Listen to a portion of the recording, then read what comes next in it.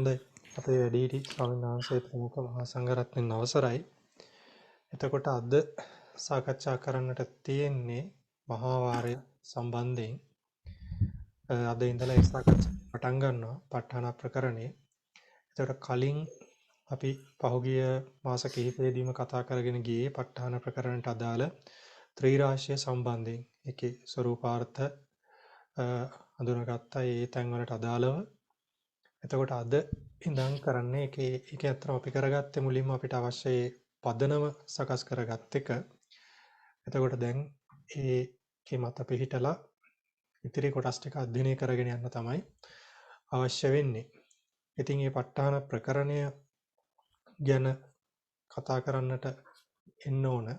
එතනදී ඒ අපේ සාකච්ඡාවේදී මුලින්ම අද අපි කතා කරන්න බලාපොරොත්තු වෙන්නේ ප ဋ ාණ ප්‍රකරණය ගැන. ඒකේ යම්කිසි හැඳින්වීමක් පොතේ සංයුතිය සම්බන්ධයෙන් යම්කිසි හැඳින්වීමක් කරගන්න තමයි අපේක්ෂා කරන්නේ. එතකොට එහෙම හැඳින්වීමක් කරගෙන ඒකේ සංයුතිය ගැන අදහසක් තියාගෙන ඉදිරියට යද්දී ඒක අපිට පහසුවක් වේවි. ඉතින් ඒ සම්බන්ධයෙන් අපි මුලින්ම අපේ කතා බහ කරගෙන යමු. එතනදී මොනවා හරි අපිට ගැටලු මතුවෙද්දී මගෙන් අහන්න. ඒ කියන්නේ අපි සාකච්ඡා දිගටම කරගෙන යද්දී මැදින් මොකක් හරි ප්‍රශ්න තිබුණොත් සුදුසු පරිදි ඒක නතර කරලා අහන්න. පිටිපස්සින් ආයසොල්ලා අඩුම තරමේ දෙමට පේන්නේ නැහැනේ මේ කතා කෙලින් මයික් එකට කතා කරන අමාරු වෙන්නේ.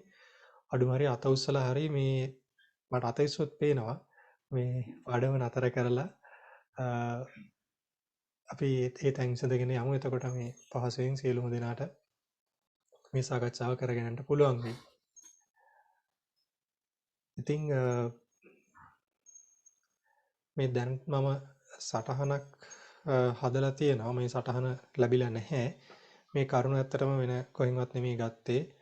රේරුකාණේ මහානායක ස්වාමීන් වහන්සේගේ ප ဋ ාණ මහා ප්‍රකරණ සම්නේ තියෙන ඒ ටිකම තමයි මෙතන තියෙන්නේ. ඉතින් මම ඒක තමයි විස්තර කරගෙන යන්නේ. ඉතින් ඒක ළඟ තියෙනවා නම් බැලුවත් කමක් නැහැ. නැතත් කමක් නැහැ. අපි මම සාකච්ඡාව මෙතනින් මෙහෙම කරගෙන යන්න. එතකොට අපේ ප ဋ ාණ ප්‍රකරණය ගත්තයින් පස්සේ මේ මුළු ප ဋ ාණ ප්‍රකරණය බෙදෙනවා කොටස් දෙකකට. ප්‍රධාන වශයෙන් ගත්තාම කොටස් දෙකකට බෙදෙනවා. මාතිකා නික්ඛේප වාරය, මහා වාරය කියලා කොටස් දෙකකට බෙදෙනවා. මාතිකා නික්ඛේප වාරය, මහා වාරය කියලා කොටස් දෙකකට බෙදෙනවා. එතකොට මාතිකා ඊට පස්සේ මාතිකා නික්ඛේප වාරය කියන එක ගත්තයින් පස්සේ ඒකට තව නමක් තියෙනවා පච්චය විභංග වාරය කියලා. එතකොට ඒක අපව කොටස් දෙකකට බෙදෙනවා. ප්‍රත්‍ය උද්දේශ ප්‍රත්‍ය නිද්දේශ කියලා. එතකොට මාතිකා නික්ඛේප වාරය අපිට මේකේ අර්ථය තේරෙනවා. මාතිකා කියන්නේ මාත්‍රිකා, නික්ඛේප වාරය කියන්නේ ඒක බහාලනවා, තබනවා කියන එක. එතකොට එතනදී මේ මාතිකාවල කියන්නේ මේ ප ဋ ාණයට අදාළ මාතිකා ටික තමයි කියන්නේ. එතකොට මේ මාතිකා නික්ඛේප ඒ කරලා ඒ බහලා ඉවර වෙලා ඒක කෙටියෙන් තමයි බෙදලා දක්වන්නේ මේ මාතිකා නික්ඛේප වාරය කියන එකේදී. ඒකටම කියන නමක් තමයි පච්චය විභංග වාර කියන එක. ඒතර ඒකේ කොටස් දෙකක් තියෙනවා ප්‍රත්‍ය උද්දේශ සහ ප්‍රත්‍ය නිද්දේශ කියලා. හරි. ඒතර මේ තියෙන්නේ බුද්ධ ජයන්ති ප ဋ ාණ ප්‍රකරණය.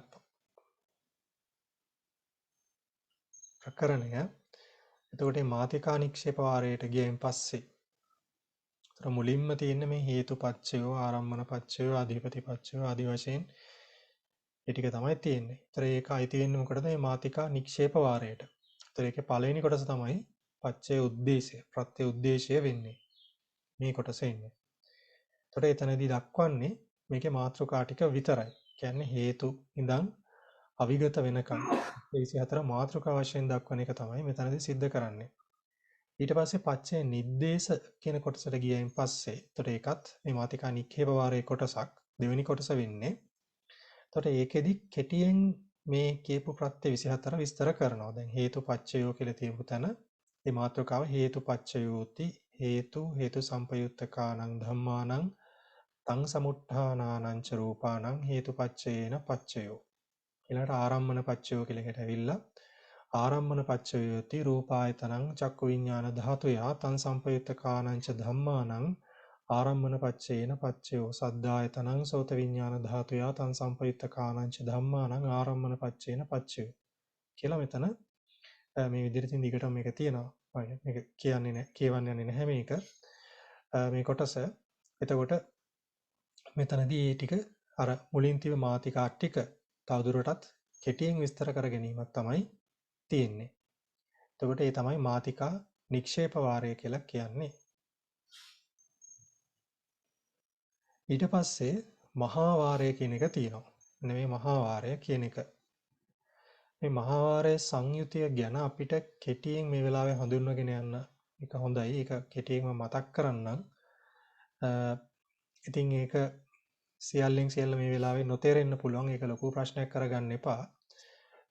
අපිට ඉදිරියේදී මේක කොටසෙන් කොටස කරගෙන යද්දී හොඳට පැහැදිලි වෙනවා. නමුත් මම මේ ටික දැන් පැහැදිලි කරන්නේ ප ဋ ාණ ප්‍රකරණයේ සංයුතිය ගැන යම්කිසි අදහසක් තියාගන්න. ඒතර ඒ අදහස තියාගෙන ගියයින් පස්සේ එතකොට මේ මහා වාරය ගැන කතාව කරගෙන යද්දී මහා වාරයේ සංයුතිය ගැන ඉගෙන ගනිද්දී අපිට දේවල් කීපයක් තියෙනවා පැහැදිලි කරගන්න.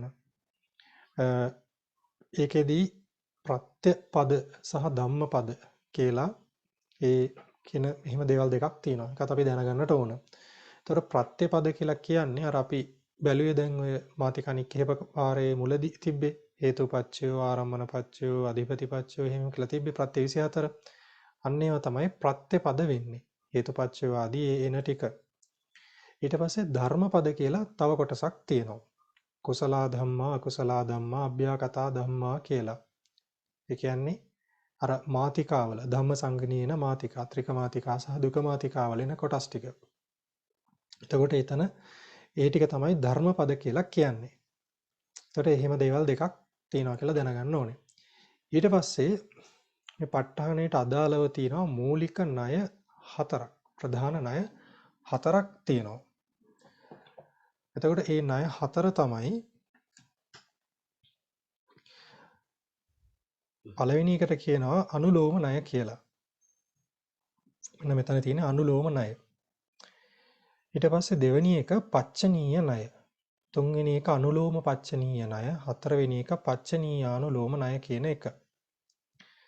එතකොට අනුලෝම ණයේදී මේක සාමාන්‍යයෙන් පාළියේ ඉන්නේ මොකද්ද මේ ප්‍රත්‍යපද සහ ධර්මපද ටික අරගෙන යම් ක්‍රමයකට ඉදිරිපත් කරනවා. ඒතර ඒ ක්‍රමය තමයි දැන් අපි කියන්නේ. ඒක අනුලෝමව තමයි ඉදිරිපත් කරන්නේ.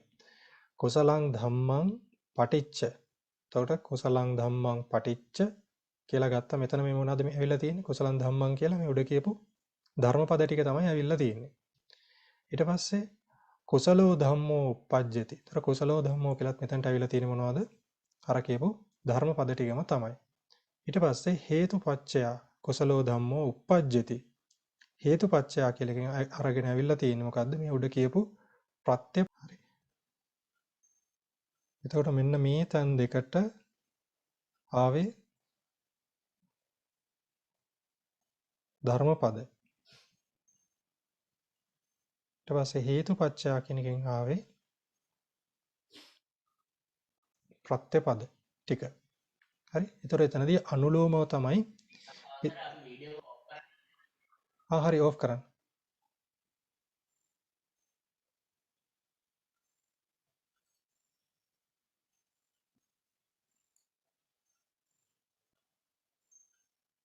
හරි.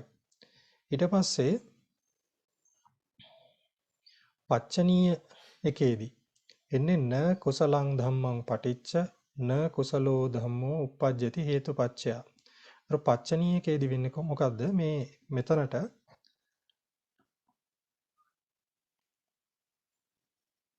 නකාරයක් එක තමයි දේශනා කරන්නේ. එතකොට පළවෙනියටම එනවා මෙතන පළවෙනි ධර්මපදයක් තියෙනවා කුසලං ධම්මං. එතනටත් නකාරයක් එනවා. ඊළඟට දෙවෙනියට එනවා ධර්මපදයක්. එතනටත් එකතු කරනවා නකාරයක්. න කුසලෝ ධම්මෝ uppajjati කියලා ඊට පස්සේ හේතුපච්චය කියලා ප්‍රත්‍ය පදේ එනවා. ඒතර එතන පච්චනීයකේදී ආවේ නකාරයක් සහිතව තමයි දේශනා කරේ. ඊට පස්සේ යනවා අනුලෝම පච්චනීය වලදී. ඒතර අනුලෝම පච්චනීය වලදී මේ දෙකනේ ධර්මපද වෙන්නේ. කුසලං ධම්මං සහ කුසලෝ ධම්මෝ කියන එකනේ ධර්මපද වෙන්නේ.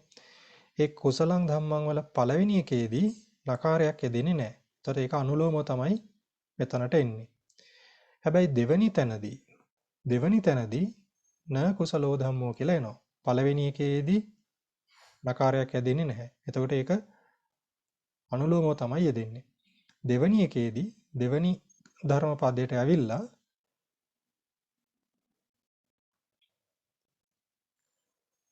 දෙවනි ධර්මපදයට ඇවිල්ලා න කුසලෝ ධම්මෝ කියලා නකාරයක් සහිතව තමයි දේශනා කරන්නේ. එතකොට ඒක තමයි තුන්වෙනි ණය ක්‍රමය අනුලෝම පච්චනීය කියන එක.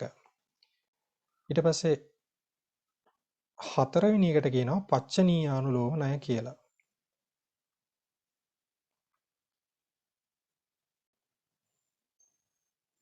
හතරවෙනි එකට කියනවා පච්චනීය අනුලෝම ණය කියලා. එතකොට එතනදී පළවෙනි එකදී පළවෙනි ධර්මපදය මෙතන නකාරයක් යෙදෙනවා.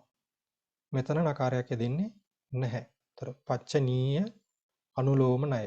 එතකොට න කුසලං ධම්මං පටිච්ච කුසලෝ ධම්මෝ uppajjati හේතුපච්චයා කියලා එන්නේ. ඒතර කුසලං ධම්මං පටිච්ච කුසල ධර්මයන් හේතුවෙන් කුසලෝ ධම්මෝ කුසල ධර්මයෝ හේතුපච්චයා uppajjati හේතු ප්‍රත්‍යයෙන් ශක්තියෙන් uppajjati උපදී. ඒතර එහෙම තමයි කියන්නේ. ඉතින් මේ අර්ථ අපිට පස්සේ ඉදිරියේදී විස්තර කරගන්න තියෙනවා. නමුත් දැනට අපිට ප්‍රමාණවත් මෙන්න මෙහෙම ණය ක්‍රම හතරක් තියෙනවා කියන එක දැනගත්තයින් පස්සේ අනුලෝම ණය, පච්චනීය ණය, අනුලෝම පච්චනීය ණය, පච්චනීය අනුලෝම ණය කියන හතර තමයි මේ ප ဋ ාණේන මූලික මහා ණය හතරක් වෙන්නේ. ඊට පස්සේ ප ဋ ාණ කියලා තියෙනවා. ප ဋ ාණයක් කියන්නේ මොකක්ද කියලා ඉස්සෙල්ලා විස්තර කරගන්න ඕනේ. ඉතින් මේ වගේ ප ဋ ාණ 6ක් තියෙනවා. එතකොට මේ ප ဋ ාණ 6ේදී ඉන්නේ කොහොමද? තික ප ဋ ාණය කියලා එකක් තියෙනවා. දුක ප ဋ ාණය, දුක තික ප ဋ ාණය, තික දුක ප ဋ ාණය, තික තික ප ဋ ාණය, දුක දුක ප ဋ ාණය කියලා තියෙන්නේ.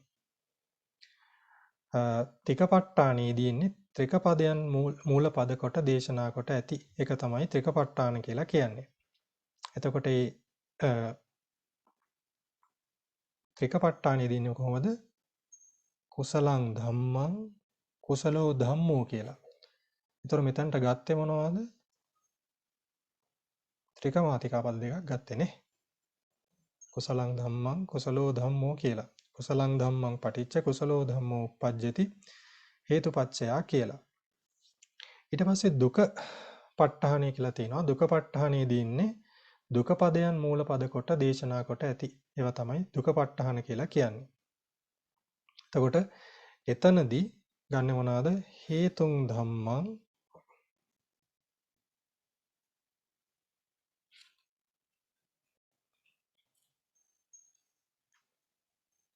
හේතුං ධම්මං හේතු ධම්මෝ. එතකොට මෙතනට ගත්තේ මොනවද? මේ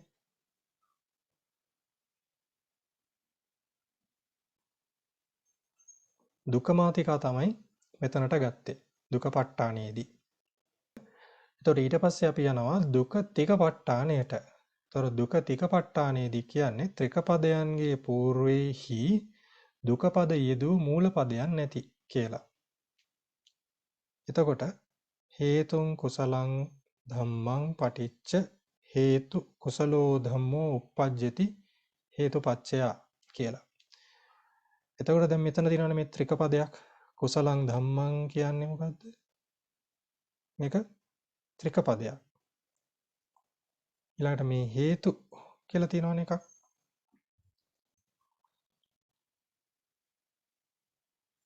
නේ? එතකොට මෙතන මේ මුල තියෙන එක මේක දුක පදයක්. එතකොට මෙතන මේ කුසලං ධම්මං කියන එක ත්‍රික පදයක්. ඒතර මේ ත්‍රික පදයන්ගේ పూర్වෙහි තමයි යොදලා තියෙන්නේ දුක පදය. එතකොට හේතුං කුසලං ධම්මං පටිච්ච හේතු කුසලෝ ධම්මෝ uppajjati හේතුපච්චය. ඒතර ඒක තමයි තුන්වෙනි ප ဋ ාණය වෙන්නේ. එතකොට තික ප ဋ ාණය, දුක ප ဋ ාණය, දුක තික ප ဋ ාණය කියන එක ගැන හඳුන්වා ගත්තා. ඊට පස්සේ තියෙනවා තික දුක ප ဋ ාණය කියලා.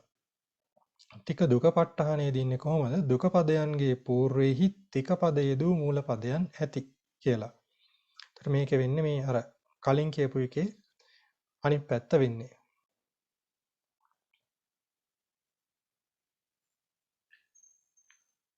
කුසලෝ හේතු ධම්මා ධම්මෝ කුසලස්ස හේතු ධම්මස්ස හේතුපච්චයේන පච්චයෝ කියලා. එතකොට මෙතන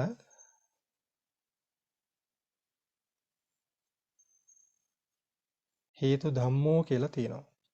ඊට මෙතන කුසලෝ කියලා තියෙනවා.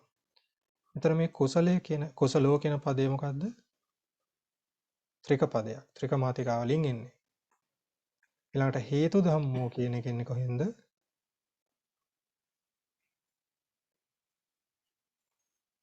කියන්නේ දුක මාතිකාවලින්. එතකොට ඒක දුක පදයක්. එතකොට මේ දුක පදයන්ගේ పూర్වෙහි තමයි යෙදුවේ ත්‍රික පදය. එතකොට මේ දෙවනි පදයේදීත් ඒ කියන්නේ මෙන්න මේ මෙතනදීත් ඒ විදිහට තමයි යෙදෙන්නේ. කුසලස්ස හේතුස්ස ධම්මස්ස හේතුපච්චේන පච්චයෝ කියලා. ඊට පස්සේ එනවා තික ප ဋ ාණය කියලා. එතකොට තික ප ဋ ාණ කියලා කියන්නේ මොකද? තික පදයන්ගේ හා යෙදූ මූල පද ඇති කියන එක. එතකොට ඒකට උදාහරණය දෙන්නේ කුසලං සුඛාය වේදනාය සම්පයුත්තං ධම්මං පටිච්ච කුසලෝ සුඛාය වේදනාය සම්පයුත්තෝ ධම්මෝ uppajjati හේතුපච්චය. එතකොට මේකේ පද වෙනවා කුසලං සුඛාය වේදනාය සම්පයුත්තං ධම්මං. ඊට පස්සේ පටිච්ච කුසලෝ සුඛාය වේදනාය සම්පයුත්තෝ ධම්මෝ කියලා.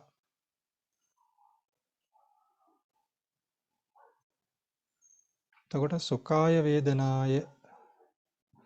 සුඛාය වේදනාය සම්පයුත්තං ධම්මං කියලා කියන්නේ මොකද්ද? ත්‍රිකමාතිකාව නේ. එතකොට කුසලං කියලා කියන්නේත් මොකද්ද? ඒකත් ත්‍රිකමාතිකාවක් නේ.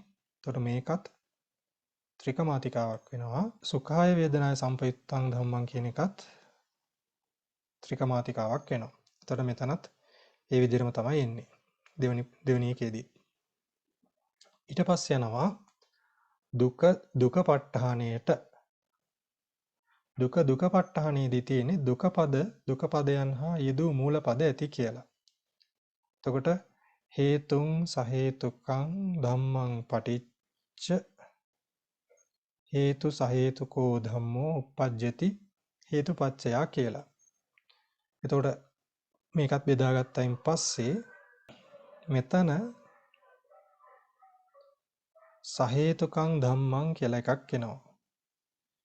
ඊට පස්සේ මුල එනවා හේතු කියලා එකක්. හේතුන් කියලා. එතකොට අපි දන්නවා හේතු මේක දුක පදයක්. සහේතුකං ධම්මං කියන එකත් සහේතුක ධම්මා කියන එකෙන් එන්නේ. එතකොට ඒකත් දුක පදයක්. එතකොට දුක පදයන්ගේ මූලයේහි යොදලා තියෙන්නේ මොනවද? දුක පද. එතකොට මේ විදිහට මේකේ ණය ක්‍රම 6ක් තියෙනවා සමාන. මේකේ ප ဋ ාණ 6ක් තියෙනවා.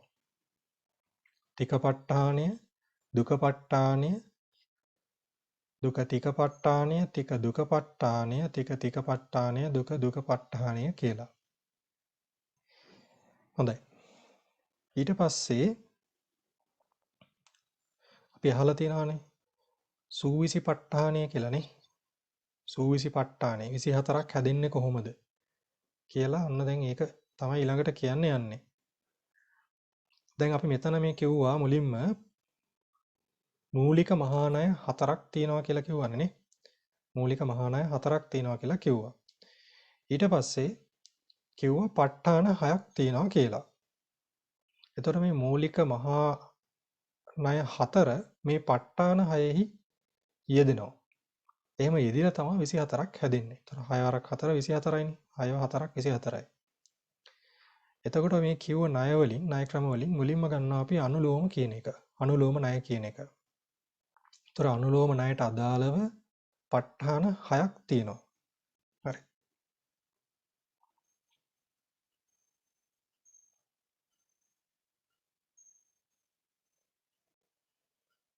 හරි. ඒතර මෙතනට එන්නේ මෙතනට නිකන් එන්නේ මොනවද?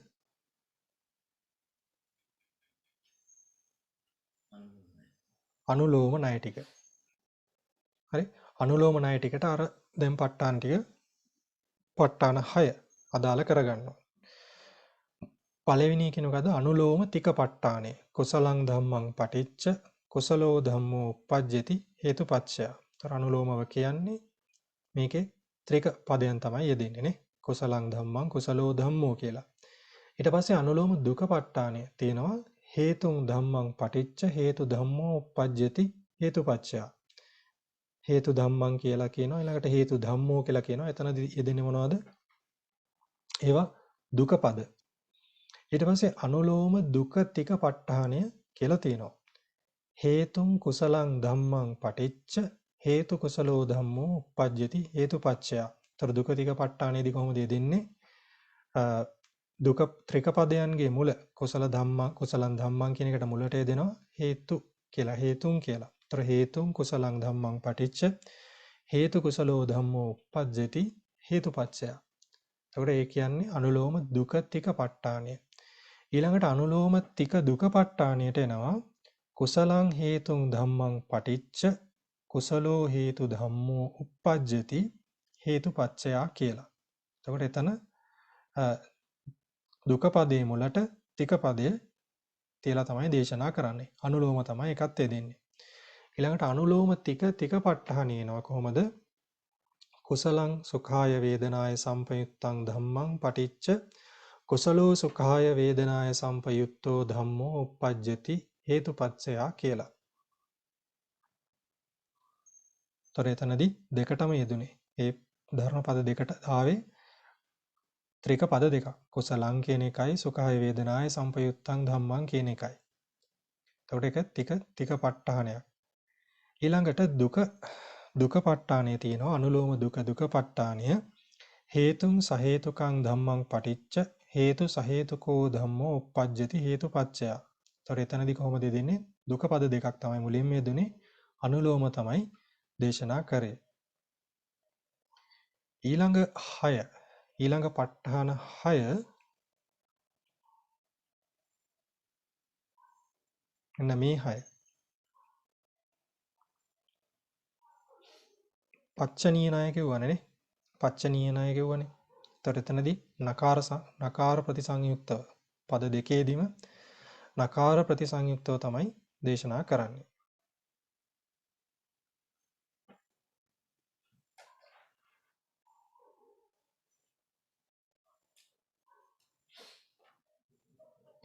ඔව්.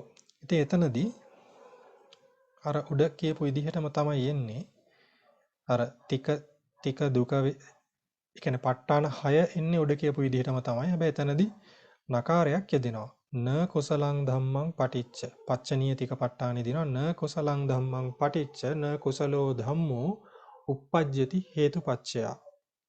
ඊට පස්සේ පච්චනීය දුක ප ဋ ාණේ දිනවා න හේතුං ධම්මං පටිච්ච න හේතු ධම්මෝ uppajjati හේතුපච්චය. පච්චනීය දුක තික ප ဋ ාණේ දිනවා න හේතුං න කුසලං ධම්මං පටිච්ච න හේතුන කුසලෝ ධම්මෝ uppajjati හේතුපච්චය කියලා. එතන පච්චනීය තික දුක ප ဋ ාණේ එනවා න කුසලං න හේතුං ධම්මං පටිච්ච න කුසලෝ න හේතු ධම්මෝ uppajjati හේතුපච්චය කියලා.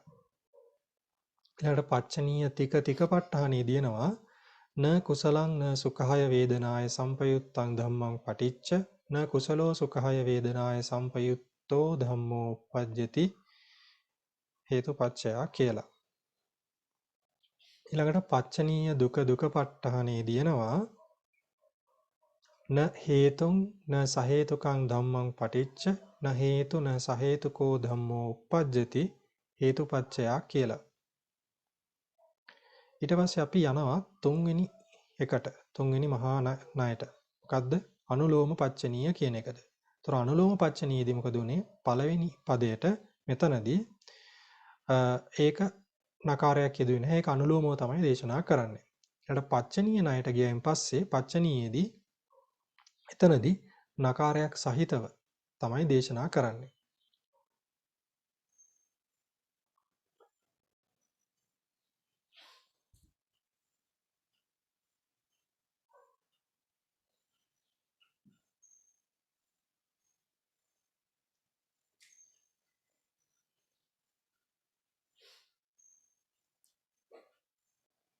එතකොට ඒක තමයි කියන්නේ අනුලෝම පච්චනීය කියලා. එතකොට කුසලං ධම්මං පටිච්ච න කුසලෝ ධම්මෝ uppajjati හේතුපච්චය.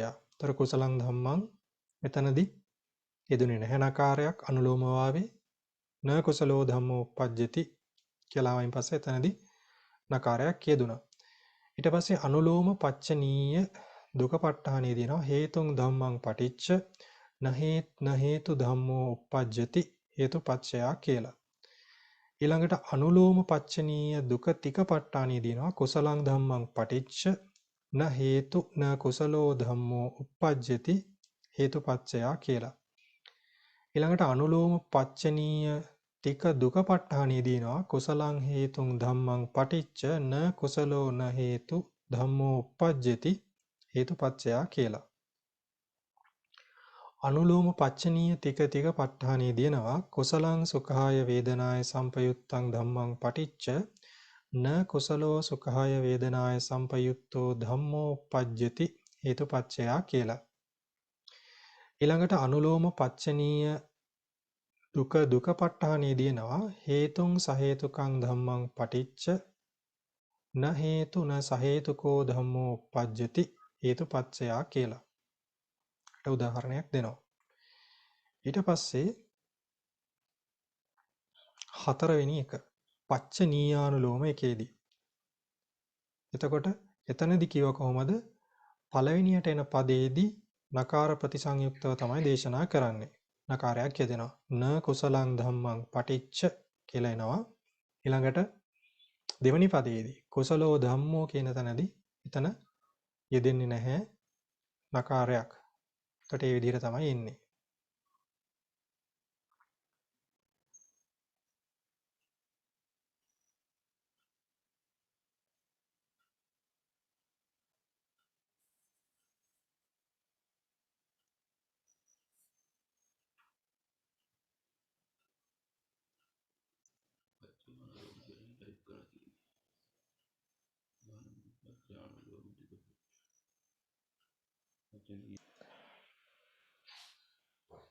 ඔව්.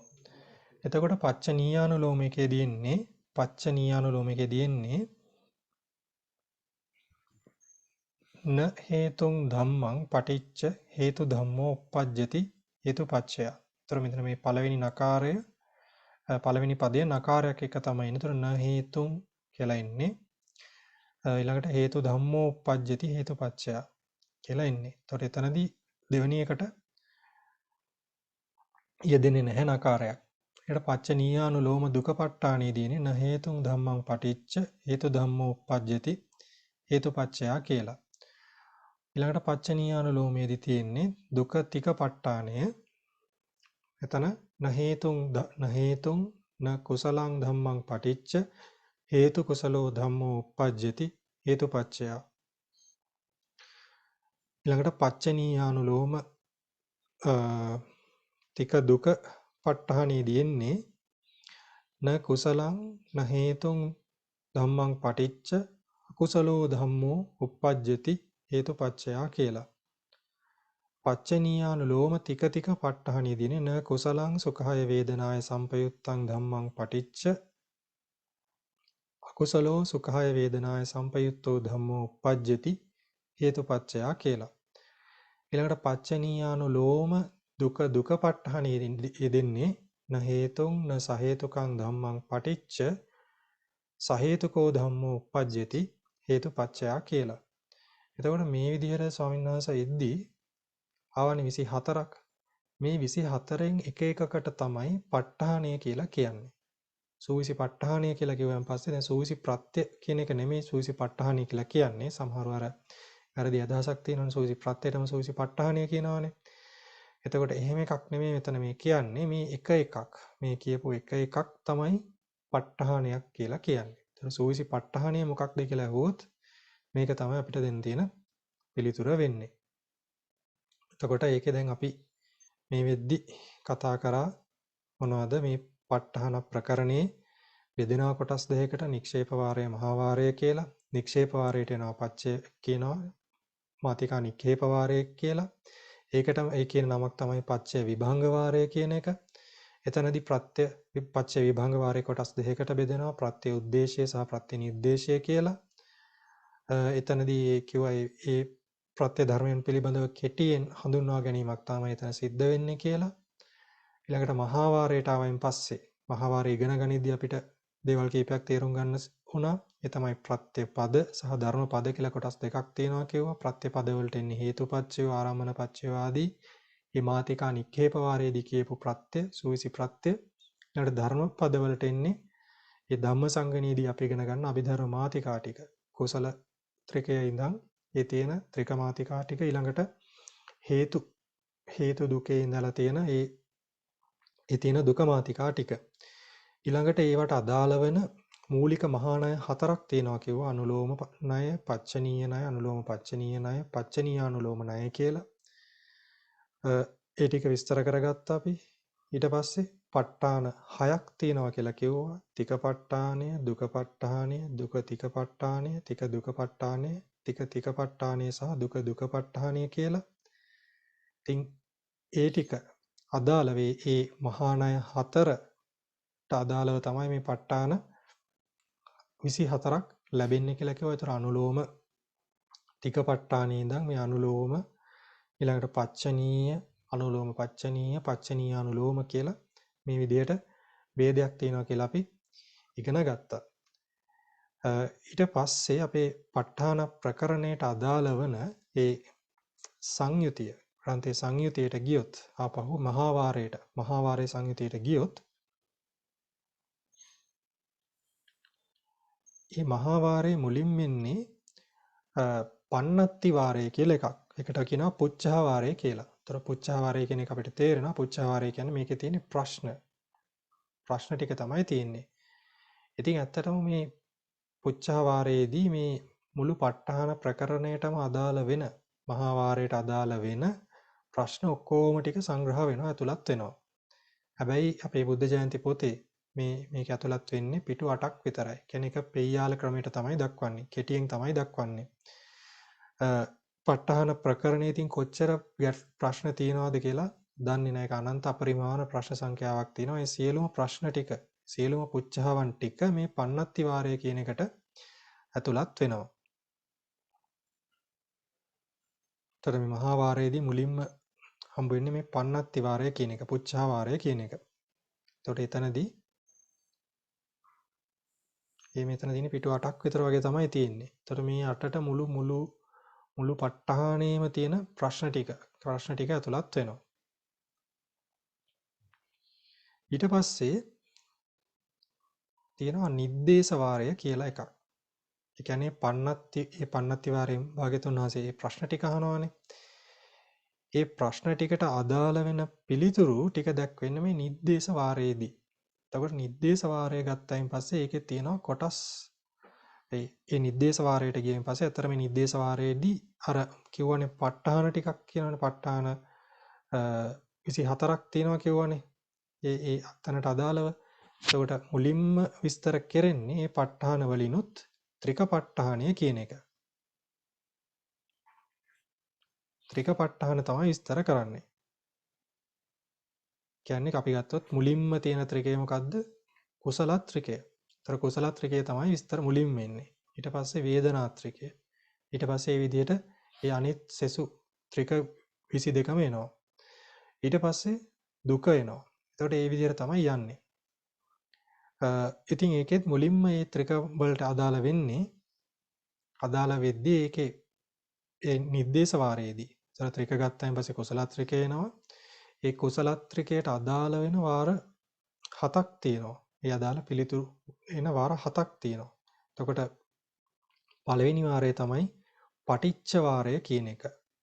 ඊට පස්සේ සහජාත වාරය කියන එක. පච්චය වාරය කියන එක. නිස්සය වාරය කියන එක.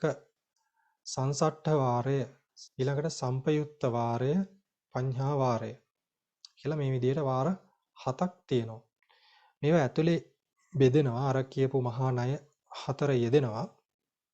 එතකොට මේ හැම එකකටම මේ මහා ණය 4 යෙදෙනවා. මේවා ඇතුළට එනවා. එතකොට අපි දැනට අපි අධ්‍යයනය පටන් ගන්න. එතකොට මේ සංයුතිය අපිට වැදගත් වෙන්නේ ඇයි? මේ පඤ්ඤා වාරයෙන් තමයි අපි අධ්‍යයනය පටන් ගන්නෙ. පටන් ගන්න මෙතනින්. අපි පටිච්චවාරයෙන් නෙමෙයි අපි අධ්‍යයනය පටන් ගන්න පඤ්ඤාවාරයෙන් පටන් ගන්න. ඒතර එහෙම තමයි මේ ක්‍රමය දැන් සැකසීලා තියෙන්නේ.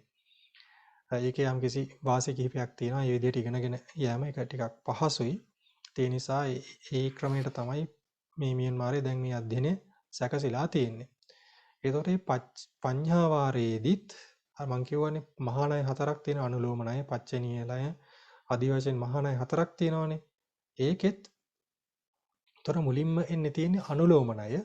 අනුලෝම ණයේදී මේ විභංග වාරය සහ මේ ශුද්ධ සංඛ්‍යා වාරය කියන දෙක පදනම් කරගෙන තමයි අපි අධ්‍යයනය සිද්ධ කරන්නේ මුලින්ම. ඒතර මේ ටික අපි ඉගෙනගෙන තමයි අනිත් කොටස් ටිකට යන්නේ. ඉතින් ඒ විදිහට තමයි අධ්‍යයනය කරන්නේ. ඉතින් එතකොට අපි මේ මුලින්ම පටිච්ච වාරය, සහජාත වාරය, පච්චාජාත වාරය, නිස්සය, සංපයුක්ත, සංසට්ඨ ඒ වාරයන් වලට යන්නේ නැහැ. ඇත්තට මේ වාර 6ට මේ 6ට නමක් කියනවා. ඒ පළවෙනි වාර 6ට කියනවා ඡ වාරය කියලා.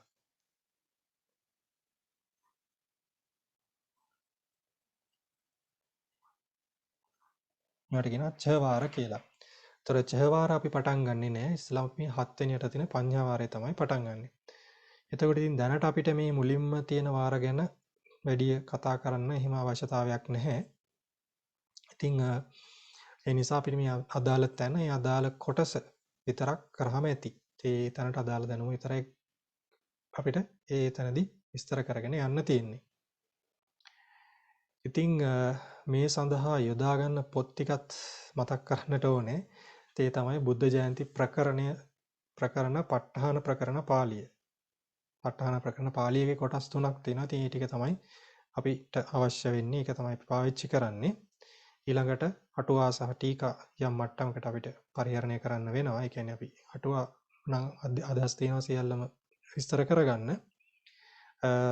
ටීකාවේ යම් කොටස් අපිට අවශ්‍ය තැන්වලදී විස්තර කරගන්න වෙයි. අටුවාවේ ගැඹුරු තැන් වලට ආවයින් පස්සේ ඊට පස්සේ ප ဋ ාහන ප්‍රකරණ මහා සම්ණය කියලා පොතක් තියෙනවා අපේ රේරුකානේ මහානායක ස්වාමීන් වහන්සේගේ. ඉතින් ඒ උන්වහන්සේගේ පොත අපි පරිශීලනය කරනවා, පාවිච්චි කරනවා. එතනදී අපිට ඒක අපිට අවශ්‍ය වෙනවා. ඒ පොත පාවිච්චි කරන්න. ඉතින් ඒ පොතේදී අපිට පොඩ්ඩක් ඒ පොත මොකක්ද කියන එක සම්බන්ධයෙන් උත් අපි කෙටියෙන් දැනගන්නට ඕනේ. ඒ ප ဋ ාහන ප්‍රකරණ මහා සම්ණේදී විස්තර කෙරෙන්නේ මේ ප ဋ ාහනේදී අපිට මේ පදයන් වල ඒ ස්වරූපාර්ථ ගන්න බෑ, ස්වරූපාර්ථ හිඳින්න බෑ. අභිධර්මයේදී අධ්‍යයනය කරන්නේ එහෙමනේ. එතකොට මේ ස්වරූපාර්ථ ටික තමයි විස්තර කරන්නේ ඒ තැනට අදාළව අනුකූලව. එතකොට මේ පොත රේරුකාණේ සාංශ පරිවර්තනය කරනවා. ඒක බුරුම භාෂාවෙන් තමයි මුලින්ම ලියවෙන්නේ. ඒ ලියවිච්ච පොත තමයි පරිවර්තනය කෙරෙන්නේ. එතකොට මේ බුරුමේදීත් ඒ පොත්වල කාලයක් තිස්සේ මෙහි තින් පරියප්තිය දිගටම හානියක් වෙන්නේ නැතිව කාලයක් තිස්සේ තිබ්බ නිසා ඒ අභිධර්ම අධ්‍යයනයට විශේෂ අවධානයක් ලැබිලා තියෙනවා. ඉතින් ඒ අභිධර්ම අධ්‍යයනයේදී මෙහි ඉස්සර කාලේ හිටපු ස්වාමින් වහන්සේලා ඒ පොත් ලියලා තියෙනවා ඒ අභිධර්මයේ සම්බන්ධයෙන්. ඉතින් එතකොට මේ ඒ පොත්වලට ඒ ස්වරූපාර්ථ පොත් සම්බන්ධයෙන් ගත්තයින් පස්සේ ඒවා ලියවිලා තියෙන්නේ දැනට අපිට දකින්න තියෙන පොත් පුරුමේ තියෙන පොත් ලියවිලා තියෙන්නේ 1600 ගණන් වල වගේ ඉඳලා තමයි ලියවිලා තියෙන්නේ. ඒ කියන්නේ දැනට අපිට තියෙන පොත්වල, ඒ කියන්නේ දැනට අපේ ළඟ තියෙන පොත්වල තියෙන සංඥාපනවල තියෙන තොරතුරු වල පැහැදිලි වෙන්නේ ඒ කියන ධම්මසංගණියට ඊළඟට ධාතු කතාවට යමකයට සහ ප ဋ ාහනයට. ඒතර ඔය හතරේනේ මේ අභිධර්ම ණය තියෙන්නේ. ඉතින් ඒවට අදාළව පොත් ටික ලියවෙන්නේ ඒ කාලෙත් කියලා තමයි සඳහන් වෙන්නේ. නමුත් ඊට කලින් ඉඳන් සමහරට මේක තියෙන්නේ නැති. ඉතින් ඇත්තටම ඔය ස්වරූපාර්ථ පොත් සම්බන්ධයෙන් නාවිනේ සානහසගේ ඔය යමක වාචනා මාර්ගය යමකයට තියෙන ඒ සන්නේදී ස්වාමීන් වහන්සේ ඒකේ හැඳින්වීමේදී විස්තර කරනවා. ඒක තැනකදී මේ පොත් බුරුමෙන් තමයි අපිට දැන් ලැබෙන්නේ. නමුත් මේවා කලින් ලංකාවේ තියෙන්නේ නැති විශේෂයෙන්ම අපේ ශාසනික පරිහානිය වෙච්ච යුගයන් වලදී ඔය සීතාවක රාජසිංහ රජුගේ කාලේදී වගේ කාලේදී ඒ පොතපත බොහෝ නැති වුණා කියලා කියනවානේ.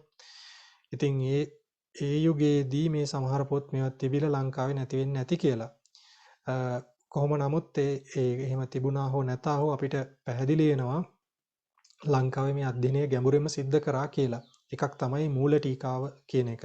ඒ අභිධර්ම අටුවාවට ලියවෙච්ච මූල ටීකාව. ඒතර මූල ටීකාවේ ඔය සමහර කරන විස්තර ගන්නෙ ඔය අපි කියවනේ දැන් ත්‍රික මාතිකාවල අපි මුලින් පටන් ගන්නේ කුසල ත්‍රිකය කියලා. ඒතර සමහර වෙලාවට සමහර ගැඹුරු කාරණා විස්තර කරද්දී මුල ටීකාචාර්යයන් වහන්සේ පාවිච්චි කරන්නේ සමහර වෙලාවට අන්තිම ත්‍රිකයන් වල අවසාන කොටසේ තියෙන ත්‍රිකයන් වල තමයි වලින් තමයි කරුණු අරගෙන පෙන්වන්නේ. ඒ කරුණු විස්තර කරන්න. එතකොට ඒ කියන්නේ ගැඹුරින්ම අධ්‍යයනය කරව බවක් පේනවා. ඊළඟට අනු ටීකාව ගත්තයින් පස්සේ කියන්නේ මූල ටීකාවට ලියවිච්ච අනු ටීකාවේදීත් ඒ වගේම තමයි ඒ අනු ටීකාචාරින් වහන්සේත් ඒ වගේම ගැඹුරින් අධ්‍යයනය කර බවක් පේනවා. ඒ කාලේදී අධ්‍යයන ක්‍රමයේ අධ්‍යාපන ක්‍රමයේ අපේ තිබුණු බවක් පේනවා අභිධර්මයේ. උන්වහන්සේත් ඒ වගේම සමහර වෙලාවට ඒ මූල ටීකාචාර්යන් වහන්සේ කියපු කරුණු පැහැදිලි කරන්න පාවිච්චි කරන්නේත් ඊටත් වඩා සමහර වෙලාවට ප ဋ ාහන ප්‍රකරණේ ටිකක් කියන්නේ අවසාන කොටස් වල වගේ විස්තර කරන තැන් වලින් තමයි උන්වහන්සේත් කරුණු කාරණා අරගෙන පැහැදිලි කරගන්නේ. ඉතින් ඒ නිසා අපේ අධ්‍යයනය ඉස්සර බොහොම ගැඹුරින් බොහොම සාර්ථකව තිබුණු බව පේනවා. ඉතින් ඒ පොත් ටික තමයි පාවිච්චි කරන්නේ. ඉතින් තව අතකට අපි මෙතනදී පාවිච්චි කරනවා අපි විශේෂයෙන් මතක් කරන්නට ඕන වික්ෂුන් වහන්සේ නමක් ඉන්නවා ස්වාමීන් වහන්සේ නමක් ඉන්නවා බුරුමේ මූලපට්ඨාන සයාඩෝ කියලා. මූලපට්ඨාන සයාඩෝ කියලා. ඉතින් ඒ උන්වහන්සේගේ කාලයේදී තමයි ඔය මේ ප ဋ ාහනේ මෑත කාලීනව අපි දැන් ඔය ඉගෙන ගන්න ක්‍රමය හැම හොඳට ප්‍රචලිත වෙන්නේ ස්ථාපිත කරන්නේ. ඉතින් ඒ උන්වහන්සේ බොහොම වෙහෙසක් දරලා කාලයක් තිස්සේ මේවා අධ්‍යයනය කරලා තනියෙන් ඒ මූලික ණය ක්‍රම ඔස්සේ අධ්‍යයනය කරලා ඊට පස්සේ භික්ෂුන් වහන්සේලා ගොඩකට ගිහියෝ ගොඩකට උගන්වලා ඉතින් ඒ ක්‍රමයේ ඔස්සේ තමයි අපිට මේ අධ්‍යයනය සිද්ධ කරන්න මේ විදිහට වටපිටාව හැදිලා තියෙන්නේ. මේ විදිහට වර්තමානයේදී කටයුතු සංවිධානය වෙලා තියෙන්නේ. ඉතින් ඒ උන්වහන්සේගේ ඒ ක්‍රමය තමයි අපි පාවිච්චි කරන්නේ. ඉතින් ඒ ක්‍රමයට අපි අධ්‍යයනය කරනවා. ඉතින් ඊට අමතරව වෙනත් සටහන්යක් තියෙනවා අපිට යොදා ගන්න මෙහිදී අධ්‍යයනය පහසු කරගන්න හැදිච්ච ක්‍රම තියෙනවා. ඉතින් ඒ සටහන් අපි හැකිතරම් යොදා ගන්නවා. ඉතින් ඒත් ගොඩක් වෙලාට මේ මූලපට්ඨාන සෑඩෝ සකස් කරපුවා තමයි තියෙන්නේ අපිට පේන විදිහට. ඉතින් ඒවත් අපි පාවිච්චි කරලා අපේ අධ්‍යයනය කරනවා. ඉතින් මට මේ හිතුණා අද හැඳින්වීමේදී අපේ අංගුත්තර නිකාය අටුවාවෙන් කරුණු කීපයක් කියන්න. අංගුත්තර නිකාය අටුවාවේ දැක්වෙනවානේ අපි පරියප්තිය ශාසනය ත්‍රිවිධ ශාසනය අතුරුදහන් වෙන හැටි විස්තරයක් කරනවානේ. ඉතින් මට හිතුණා මේ කාරණේ අපේ ස්වාමීන් වහන්සේලාට මතක් කරලා දෙන්න පුළුවන් වුණා නම් හොඳයි කියලා. අංගුත්තර නිකාය අටුවාවෙන් එන කාරණේ. මේ ත්‍රිවිධ ශාසනයේ අතුරුදහන් හැටි දීර්ඝ විස්තර කරනවා. ඉතින් මම පරියප්ති ශාසනය ගත්තයින් පස්සේ පරියප්ති ශාසනය අතුරුදහන් වෙන තැන විස්තරයක් තියෙනවා. ඒ විස්තරය මම කියන්නම්. පරියත්තීති තේ පිටකං බුද්ධ වචනං සාට්ඨ කතා පාලි යාවසා තිට්ඨති තාව පරියත්ති පරිපුන්නා නාම හෝති. ඒතර පරියත්ති කියලා කියන්නේ මොකද්ද? තේ පිටකං බුද්ධ වචනං සාට්ඨ කතා පාලි. ඒතර ත්‍රිපිටක බුද්ධ වචනය සහ ළඟට අටුවාව සහිත වූ පාලිය. අටුවාව සහිත වූ පාලිය. යාවසා තිට්ඨති තාව පරියත්ති පරිපුන්නා නාම හෝති. ඒතර යම් තාක් මේ ත්‍රිපිටක බුද්ධ වචනය සහිත අටුවා සහිත ඒ පාලිය තියෙද්දි ඒ තාක් පරියප්තිය පරිපූර්ණ එකක් වෙනවා. ගච්ඡන්තේ කාලේ රාජ යුවරාජානෝ අධම්මිකා හොಂತಿ. තේසු අධම්මිකේසු රාජා මච්ඡාදයෝ අධම්මිකා හොಂತಿ. තතෝ රට්ඨ ජනපද වාසිනෝති. තේසං අධම්මිකතාය දේවෝ න සම්මාවස්සති. තතෝ සස්සානි න සම්පජ්ජಂತಿ. තේසු අසම්පජ්ජන්තේසු පච්චේදායකා භික්ඛු සංඝස්ස පච්චේ ධාතුං න සක්කොන්ති. භික්ඛු පච්චේහි කිලමන්තා අන්තේ වාසිකේ සංඝ හේතුං න සක්කොන්ති. එතකොට කියනවා මේ ගච්ඡන්තේ කාලේ. එතකොට ඉතින් මේ කාලය ගෙවෙද්දි රජවරු යෝ රජවරු අධාර්මික වෙනවා. එතකොට ඒ අධාර්මික වුණයින් පස්සේ මේ රජවරු සහ යුව රජවරු රජ ඇමතිවරුත් අධාර්මික වෙනවා. ඊට පස්සේ රටවැසියෝ ජනපදවැසියොත් අධාර්මික වෙනවා. එතකොට මේ කියන හැමෝගෙම පුද්ගලයන්ගේ අධාර්මික භාවය නිසා නිසි කල වැහි වහින්නේ නැහැ. එතකොට වැහි වහින්නේ නැති වුණායින් පස්සේ ඒවට අදාළ ශස්‍යයන් සම්පාදනය වෙන්නේ නැහැ. ඒ කියන්නේ ඒ නිසි කල ඵලදාව ලැබෙන්නේ නැහැ. ඉතින් ඒව නොලැබුණයින් පස්සේ ප්‍රත්‍ය දායකයෝ සිව්පසය දෙන දායකකාරකාදීන්ට භික්ෂුන් වහන්සේලාට භික්ෂු සංඝයාට ප්‍රත්‍ය දෙන්නට පුළුවන් කමක් නැහැ. භික්ෂුන් වහන්සේලාට ඉතින් ප්‍රත්‍ය ලබන්නේ නැති නිසා අන්තේවාසිකයන්ට තමන්ට ඉන්න භික්ෂුන් වහන්සේලාගේ අන්තේවාසිකයන්ට උපකාර කරන සංග්‍රහ කරන්නට හැකියාවක් ලැබෙන්නේ නැහැ. ඊට පස්සේ තියෙනවා ගච්ඡන්තේ කාලේ පරියත්ති පරිහායති. එතකොට මේ කාලය ගෙවෙද්දි මේ විදිහට යද්දී පරියප්තිය පිරිහිනවා කියලා කියන්නේ.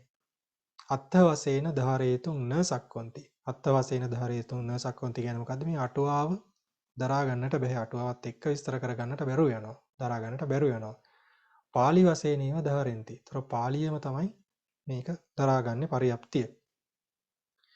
තතෝ ගච්ඡන්තේ කාලේ පාලිම්පි සකලං ධාරේතුං න සක්කොන්ති.